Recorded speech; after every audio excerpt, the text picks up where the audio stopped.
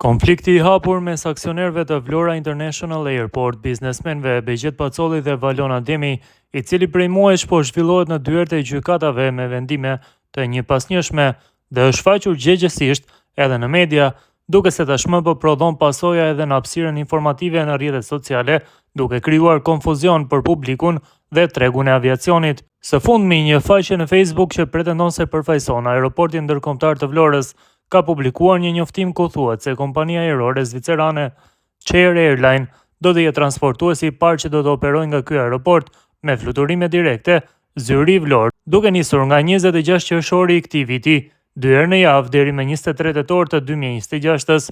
Njoftimi shoqërohet me deklarata zyrtare, citime të drejtuesve ekzekutiv të aeroportit dhe thirrje për rezervimin e biletave, duke lënë të kuptohet se gjithçka është e konfirmuar dhe në fazë zbatimi.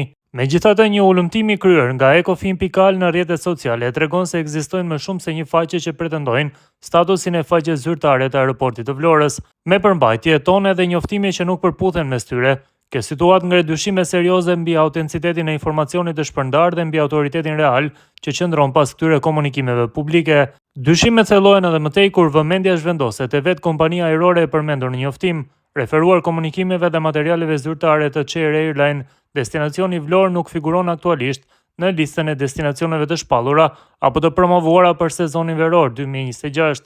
Mungesa e çdo reference zyrtare nga vetë kompania ajrore për këtë linjë e bën njoftimin e publikuar në rrjetet sociale edhe më kontradiktor.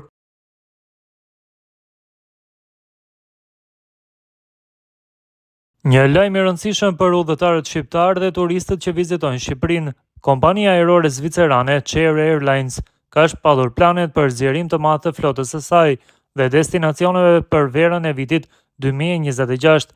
Ky zhvillim pritet të kenë ndikim të drejtpërdrejtë në lidhjet ajrore mes Zvicrës dhe Shqipërisë, duke përfshirë nisjen e fluturimeve për herë të parë drejt qytetit bregdetar të Vlorës dhe shtimin e frekuencës drejt Tiranës. Sipas planit të publikuar, një avion I ri Airbus A320 do t'i mundsojë Chair Airlines që të hapi itinerare të reja, mes tyre edhe fluturimet nga Zyriu drejt Vlorës me 2 nisje në javë. Ky zhvillim shihet si një hap I madh për zhvillimin e turizmit në Rivierën Shqiptare, duke I ofruar pushuesve zviceran një rrugë direkte dhe të shpejtë drejt plazheve të jugut të Shqipërisë. Krahas Vlorës, Tirana do të marrë një rol edhe më qendror në itineraret e Chair. Nga vera e ardhshme, kryeqyteti shqiptar do të lidhet 3 herë në javë me Zyriun, një shtim I dukshëm I frekuencës, krahasuar me vitet e mëparshme. Ky zgjerim I linjës drejt Tiranës pasqyron kërkesën e lartë të diasporës shqiptare në Zvicër, e cila përbën një nga komunitetet më të mëdha emigrante të këtij vendi. CEO I Chair Airlines, Shpend Ibrahimi, theksoi se kompania do të vazhdojë të mbështetet te destinacionet klasike të pushimeve, por njëkohësisht edhe tek vendet e Ballkanit, kur kërkesa është gjithnjë në rritje. Zgjerimi I flotës është një moment historik për Chair Airlines.